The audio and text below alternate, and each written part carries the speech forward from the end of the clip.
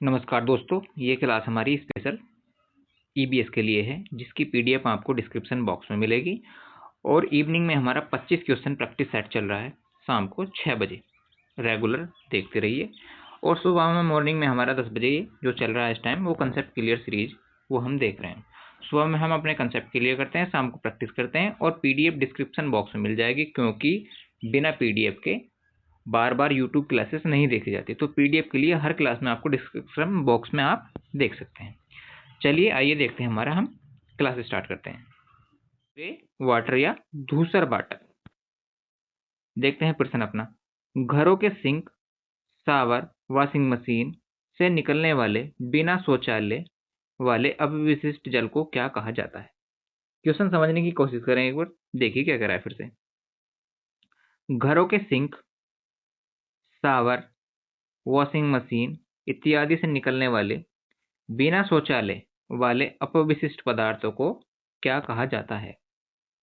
मतलब जो शौचालय से नहीं निकलते, बाकी सबसे निकलता है, और वो अपविशिष्ट हमारा क्या कहलाता है? वो जल, वो कौन सा जल कहलाता है हमारा? तो ब्लैक वाटर। ब्लैक वाटर तो बिल्कुल नहीं होगा। ग्रे वाटर, शुद्ध जल। अब गंदा पानी वॉशिंग मशीन से निकलने वाला शुद्ध जल कैसे हो जाएगा? खनिज जल, नहीं हो सकता। तो हमारा होगा ये ग्रे वाटर। ठीक, ग्रे वाटर ऑप्शन नंबर होगा हमारा बी इसका। चलिए देखते हैं। शौचालय के पानी ब्लैक वाटर की तुलना में ग्रे वाटर को साफ करना आसान होता है। देखिए, शौचालय के पानी को क्या बोलते हैं हम? Black water. ठीक है। और ग्रे वाटर को साफ करना आसान होता है।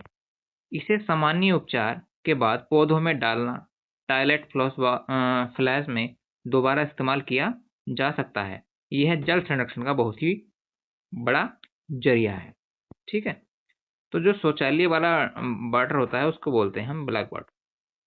खनिज वाटर जो हमारा खाद्य पदार्थों जैसे उनसे निकलता है उसको बोलते हैं हम खनिज जल। शुद्ध जल हमारा पेय युक्त। और ग्रे वाटर हमारा जो घरों के सिंक, शावर और वॉशिंग मशीन इत्यादि से निकलता है उसको हम ग्रे वाटर बोलते हैं। चलिए देखते हैं हमारा next topic. Next topic, rain water या हार्वेस्टिंग वाटर, वर्षा जल संचयन।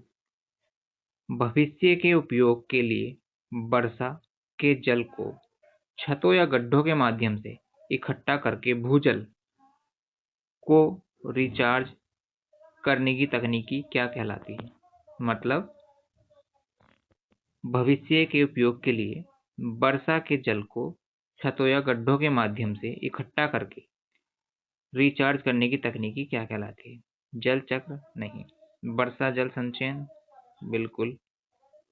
रेन वाटर हार्वेस्टिंग, वाष्पीकरण तो उड़ना, जल का शोधन साफ करना, जल चक्र दोबारा पुनः मतलब रिसाइकिल करना। वर्षा जल संचयन हमारा भविष्य के लिए कलेक्ट करना। यह गिरते हुए भूजल को रोकने का सबसे प्रभावी तरीका है।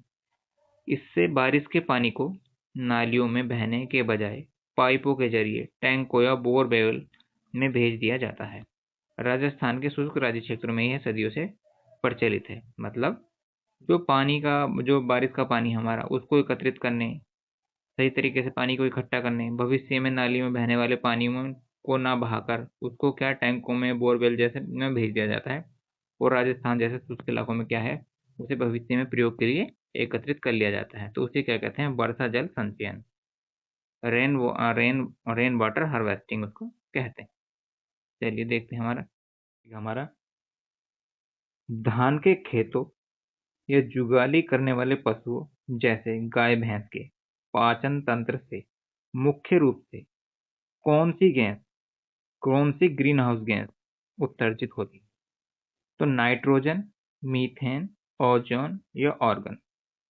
ओजोन हमारी एक विषैली गैस है जो स्थल पर है, और ये अल्ट्रावायलेट किरणों से हमारी रक्षा भी करती है। तो कुल मिलाकर इसका आंसर जो होगा, आंसर होगा हमारा मीथेन। ठीक, चलिए देखते हैं हमारा इसका थियोरेटिकल पोर्शन। तो मीथेन CH4 कार्बन डाइऑक्साइड की तुलना में गर्मी को रोकने में 25 गुना ज्यादा शक्तिशाली है। यह गैस गीली मिट्टी, दलदली इलाकों और कचरे के ढेर से भी निकलती है। ग्लोबल वार्मिंग में इसका बहुत बड़ा हिस्सा है। चलिए देखते हैं हमारा नेक्स्ट टॉपिक। अगला टॉपिक होगा हमारा जैव विविधता अधिनियम 2002, biological diversity act. Biological diversity act अगला टॉपिक हमारा बायोलॉजिकल डाइवर्सिटी एक्ट 2002। क्वेश्चन देखिए, भारत में जैव विविधता के संरक्षण और इसके लाभों के समान वितरण के लिए किस वर्ष जैव विविधता अधिनियम पारित किया गया? ऑप्शन होगा हमारा या तो 86 या फिर 72, 1972 या 1986। बताइए, आंसर दीजिए। तो 1986 इसका हमारा आंसर होगा। यह कानून भारत की प्रकृति संपदा को चोरी होने से बचाने के लिए बनाया गया था।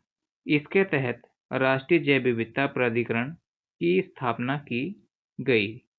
यह निश्चित करता है कि भारतीय जड़ी बूटी, दोबारा देखते हैं थोड़ी थ्योरी एक बार। यह कानून भारत की प्राकृतिक संपदा को चोरी होने से बचाने के लिए बनाया गया था। इसके तहत राष्ट्रीय जैव विविधता प्राधिकरण की स्थापना की गई, जो सुनिश्चित करता है कि भारतीय जड़ी बूटियां और ज्ञान का उपयोग बिना अनुमति के न किया जाए। ठीक होगा हमारा अर्थ ओवरशूट डे या कौन सा, ecological debate day, ecological debate day. चलिए देखिए क्वेश्चन देखते हैं। वह अनुमानित तारीख जिस दिन इंसान उस साल के लिए निर्भर पृथ्वी के सभी प्राकृतिक संसाधनों का उपयोग कर चुका हो क्या कहलाता है? बताइए। वह अनुमानित तारीख जिस दिन इंसान उस साल के लिए निर्धारित पृथ्वी के सभी संसाधनों का उपयोग कर चुका हो क्या कहलाता है? पृथ्वी दिवस, अर्थ ओवरशूट दिवस, या इकोलॉजिकल डे, या पर्यावरण दिवस, या संसाधन डे। तो ऑप्शन होगा हमारा इसका भी बी आंसर होगा। ठीक है, कौन सा आंसर होगा? बी। चलिए देखते हैं थोड़ा थ्योरी के साथ क्या करता है।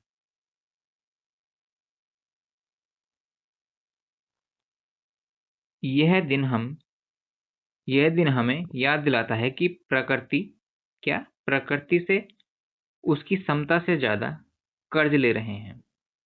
हम क्या है, उसकी प्रकृति से उससे ज्यादा क्या ले रहे हैं? कर्ज। साल के जितने जल्दी यह दिन आता है, उसका मतलब है हम उतनी ही तेजी से संसाधनों को खत्म कर रहे हैं।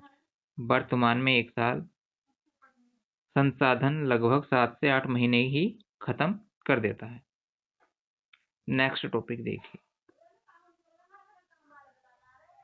नेक्स्ट टॉपिक होगा हमारा